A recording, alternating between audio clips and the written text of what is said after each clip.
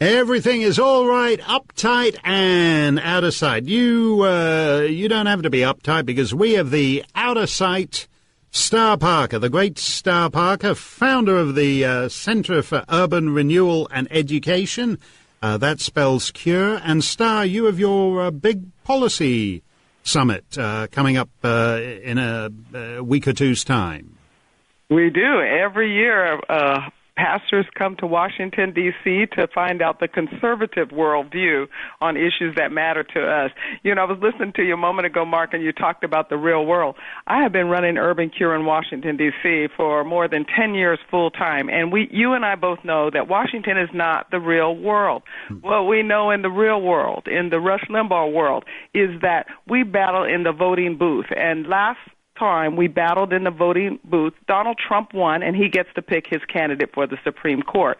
He's winning on all issues, including on fixing the inner city, and so that's why we're very excited about our policy summit coming up on October the 1st, 2nd, and 3rd, where we have over 100 pastors coming right now. We're trying to get that number up to about 150, wow. And if anyone wants information, they can go to urbancure.org to find out more about what we're going to be doing. But we are going to fix this country. We're going to make America great again, and it doesn't matter what the liberals do to try to upset everyone over what's happening right now with Kavanaugh.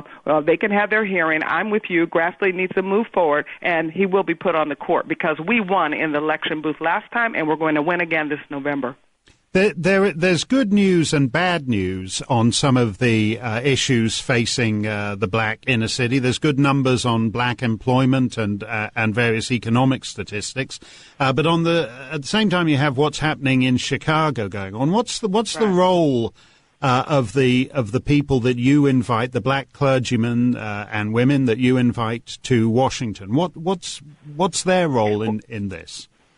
That's a fantastic question because CURE just returned from Chicago after 1 weekend 70 shootings, the following weekend 40 shootings. It went back up to 60 shootings and then back down to 30 shootings. And we work very closely with the White House on some of these initiatives. So CURE went to Chicago mostly because the mayor said, "Don't come, Trump." Well, the people in the community there said, "Please come, Trump." So we went out, and what we found was what we see in every inner city across the country, a lot of energy and a lot of young boys who don't have a dad to guide it to studies or to sports, so they go in the streets and start shooting, and they had removed all of the kingpins. So we have quite a few pastors from Chicago coming out here to try to sort through over 2 days of summit and information gathering to get the tools that they need to go back into their community so that they can build. You're absolutely right about the unemployment numbers, and that's good news for middle America, and which means including a middle black America. 80% of black Americans are in the middle class,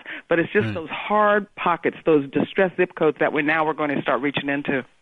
Yeah, you that's a good way of putting it. Those hard pockets, because the gulf between them and the black middle class is widening. As economic prosperity lifts some of them. October 1st... Wait, don't leave that point too quickly, though, Mark, because the reason that it's widening is very, very important. It's widening because where we see black family life broken down, like where we see white family life broken down, you start seeing these other pathologies. Where we see black husbands married to the mother of their children and white husbands married to the mother of their children, we cannot even measure the differences between educational aspirations, crime, and economics. So, this is a lie that there's a racial gap because of white racism. There's a gap right now between the haves and the have-nots, if you will, is because how we conduct our family lives. And this is the message that has to get into these distressed communities. No, you're absolutely right there, Star, and that's a great note on which to end it. These are they're not difficult. They're basic social indicators about stable families, the presence of male role models. Star Parker, and that's the upcoming CURE Summit at the beginning of October, and you can go to Urban Cure, which is the website, and find out more information on that. Mark Steyn for Rush. We'll close it out in just a moment.